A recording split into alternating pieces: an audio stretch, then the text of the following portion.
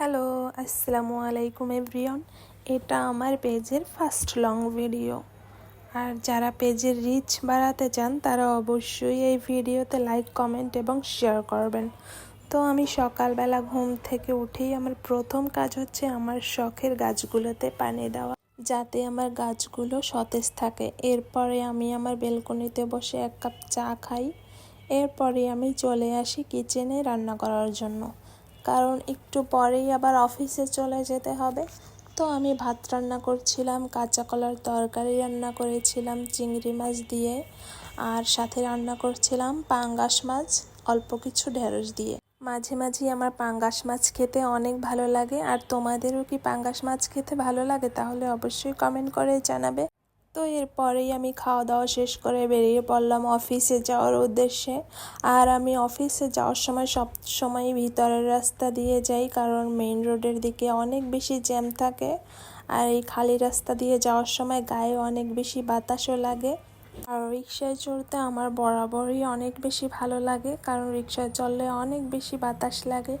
এরপরেই আমি আমার অফিসে চলে আসি এবং কাজ করতে শুরু করি।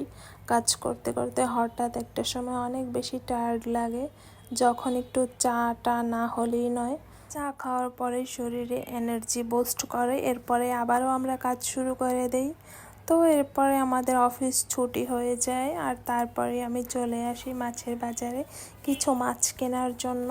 আর এই মাছগুলো অনেক বেশি ফ্রেশ ছিল। আমি সবসময় মাছ কেনার সময় দেখি যেন মাছগুলো একটু ফ্রেশ হয়। তো মাছ কেনা শেষ করে আমি চলে আসি সুপার শপে কিছু প্রয়োজনীয় জিনিস কেনার জন্য। তো এখানে আমি একটা টিফিন বক্স দেখছিলাম, বাট মনে হলো দামটা অনেক অনেক বেশি। আর আমি এরপরে দেখছিলাম কিছু ওয়াটার পটগুলোরও অনেক বেশি দাম ছিল। আমি নিতে চেয়েছিলাম একটা কাচের ওয়াটার পট, বাট সেটার দাম আরও বেশি ছিল, 700 থেকে 800 টাকার ভিতরে। আর এই যে প্লাস্টিকের ওয়াটার পটগুলো দেখতে পাচ্ছেন, এগুলো এক একটা 400 থেকে 600 টাকার ভিতরে। তো আমার মনে হলো অনেক বেশি দাম।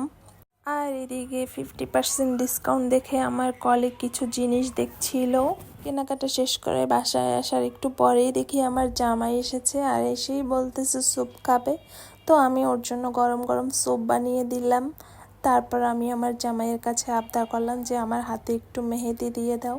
তো দেখুন সে কি দিচ্ছিল। আমার জামাইয়ের মেহেদি ডিজাইন দেখে তো আমি পুরাই অবাক। কার কার হাজব্যান্ড আমার হাজব্যান্ডের মতো এরকম বিশ্ববিখ্যাত মেকআপ আর্টিস্ট, অবশ্যই কমেন্ট করে জানাবে। আর আমার আজকের ভ্লগ ভিডিওটা কেমন লেগেছে সেটাও কমেন্ট করে জানাবে। আল্লাহ হাফেজ।